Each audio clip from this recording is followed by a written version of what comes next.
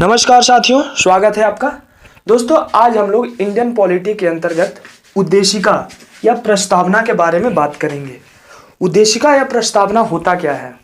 किसी भी संविधान को जानने के लिए या किसी भी संविधान को एक संक्षिप्त रूप में बताने के लिए उद्देशिका का आवश्यकता पड़ता है, प्रस्तावना का आवश्यकता पड़ता है।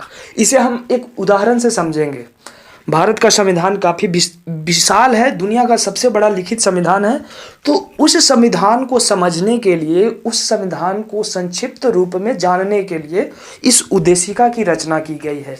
एग्जाम्पल से इसको ऐसे समझेंगे कि जब हम कोई किताब लेते हैं तो किताब जो लिखा होता है उसका सारांश एक पेज में बताया जाता है, वही उद्देशिका होता है। जैसे हमारे पास ये किताब है तो इस किताब के लिए ये उद्देशिका का काम करेगा। इसने इस किताब में जो भी बातें लिखी हुई है उसका ये संक्षिप्त रूप में बताने का प्रयास किया है। ठीक उसी प्रकार से हमारे संविधान का प्रस्तावना है। दोस्तों, प्रस्तावना से उस संविधान के आकांक्षाओं तथा आदर्शों का पता चलता है कि आखिर भारतीय संविधान निर्माताओं ने किस उद्देश्य से इस संविधान की रचना की है। तो प्रस्तावना विचारों को जानने की कुंजी है। किनके विचारों को? तो भारतीय संविधान निर्माताओं के विचारों की जानने की कुंजी है प्रस्तावना। ये प्रस्तावना का निर्माण कैसे हुआ, इसका स्रोत क्या है? तो जब भारतीय संविधान सभा का गठन हुआ तो उसके कुछ ही दिनों के बाद 13 दिसंबर 1946 को संविधान सभा की कार्रवाई उद्देश्य प्रस्ताव के साथ ही शुरू हुआ, जिसे पेश किया पंडित जवाहरलाल नेहरू ने। 13 दिसंबर 1946 को यह उद्देश्य प्रस्ताव पेश किया गया और 26 जनवरी 1947 को इसे स्वीकार कर लिया गया। इसके अलावा संविधान का जो प्रस्तावना है या उद्देशिका है उसे यूएसए तथा ऑस्ट्रेलिया के संविधान से भी कुछ न कुछ उठाया गया है। तो इस तरह से संविधान की प्रस्तावना का निर्माण हुआ। दोस्तों, उस समय जो संविधान का प्रस्तावना था वो बाद में जाके उनमें कुछ शब्द जोड़े गए। कब जोड़े गए? तो 42वें संविधान संशोधन के तहत जो 42वां संविधान संशोधन हुआ था 1976 ईस्वी में, तो उस समय भारतीय संविधान की प्रस्तावना में 3 शब्दों को जोड़ा गया था: समाजवादी, पंथ निरपेक्ष और अखंडता। कब जोड़ा गया? 1976 ईस्वी में 42वें संविधान संशोधन।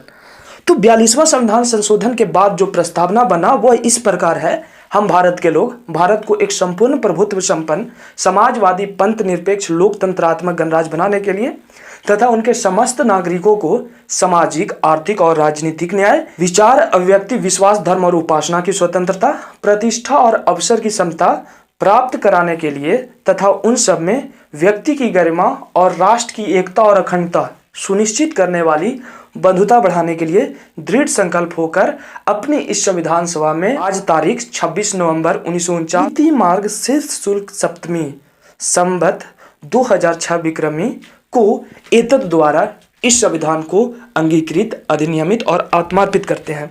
तो ये जो प्रस्तावना है, इस प्रस्तावना में 3 नए शब्द जोड़े गए हैं। कौन कौन? समाजवादी, पंथ निरपेक्ष और अखंडता। ये जो समाजवादी और पंथ निरपेक्ष है वो प्रस्तावना के पहले पैरा में और अखंडता शब्द प्रस्तावना के 6ठे पैरा में जोड़ा गया है। इसको याद रखेंगे। तो दोस्तों, इस तरह से हमारे संविधान के प्रस्तावना जो अभी वर्तमान में है वो अपने वर्तमान रूप में आया। ठीक है, प्रस्तावना में एक बार संशोधन हुआ, लेकिन इस संशोधन से पहले इस बात पर काफी बहस हुआ, काफी तीखी बहस हुआ कि आखिर संविधान का भाग है प्रस्तावना या नहीं है। कुछ विद्वानों ने यहां तक कहा कि संविधान का भाग प्रस्तावना नहीं है और संसद इसमें संशोधन नहीं कर सकती है।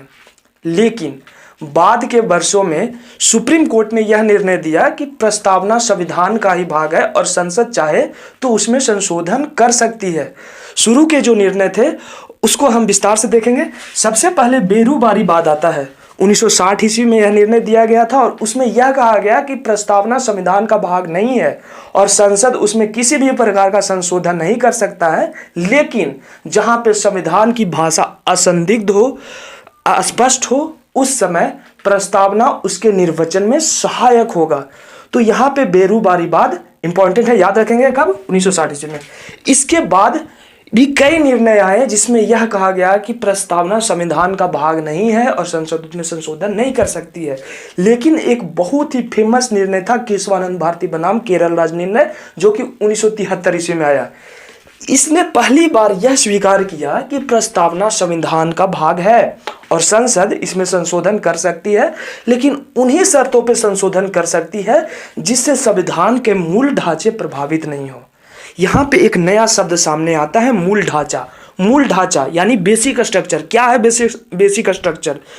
तो जिन उद्देश्यों से संविधान की रचना की गई है, उन उद्देश्यों को अगर कोई संशोधन प्रभावित नहीं कर रहा है तो वो संशोधन जायज होगा। इसके अंतर्गत मूल ढांचे से रिलेटेड बहुत सारे सब्जेक्ट को सुप्रीम कोर्ट के द्वारा गिनाया गया कि ये मूल ढांचे हैं और इनमें चाह कर भी संसद संशोधन नहीं कर सकती है। ये मूल ढांचा का जो कॉन्सेप्ट आया, उससे क्या होता है कि संसद की शक्ति जो है वो कहीं ना कहीं से नियंत्रित होती है। किससे नियंत्रित होती है? तो सुप्रीम कोर्ट से। तो यहाँ पे न्यायपालिका की सर्वोच्चता का उदाहरण सामने आता है। एक नया ट्रेंड देखने को मिलता है न्यायिक सक्रियता का, जिसके अंतर्गत संसद के अधिकारों पे प्रतिबंध लगाया जा रहा है मूल ढांचे के अंतर्गत। तो यहाँ पे याद रखेंगे केशवानंद भारती बहुत ही फेमस निर्णय है। इसमें यह कहा गया कि जो भारतीय संविधान की प्रस्तावना है वो संविधान का ही भाग है, संसद चाहे तो उसमें संशोधन कर सकती है। ठीक है। बाद के भी कई निर्णय आए। जस्टिस रामास्वामी ने 1993 ईस्वी में यह निर्णय दिया कि प्रस्तावना संविधान का भाग है और उसमें संशोधन किया जा सकता है। हाँ, एक निर्णय देखिए यहाँ पे छूट गया, गोलकनाथ बनाम पंजाब राज्य। यह भी निर्णय काफ़ी इंपॉर्टेंट हो जाता है क्योंकि इसमें जो चीफ जस्टिस थे वो बाद में भारत के राष्ट्रपति बने। एकमात्र ऐसे चीफ जस्टिस जो भारत के राष्ट्रपति बने, मोहम्मद हिदायतुल्लाह, न्यायमूर्ति मोहम्मद हिदायतुल्लाह उनका नाम था। और उन्होंने भी कहा कि प्रस्तावना संविधान का ही भाग है और संसद चाहे तो उसमें संशोधन कर सकती है। दोस्तों, आज हम लोगों ने उद्देशिका के बारे में पढ़ा कि उद्देशिका आखिर है का, इसका निर्माण कैसे हुआ और यह संविधान का भाग है या नहीं है। उम्मीद करते हैं आपको वीडियो पसंद आएगी। वीडियो पसंद आए तो वीडियो को लाइक शेयर करें। और इसके आगे के जो वीडियो जिसमें हम लोग पढ़ेंगे कि प्रस्तावना में जो शब्दावलियां हैं उनके अर्थ क्या होता है, समाजवादी इसका अर्थ क्या होता है, पंथ निरपेक्ष, अखंडता, ये क्या है, इनके बारे में हम आगे विस्तार से पढ़ेंगे। तब तक बने रहें। धन्यवाद।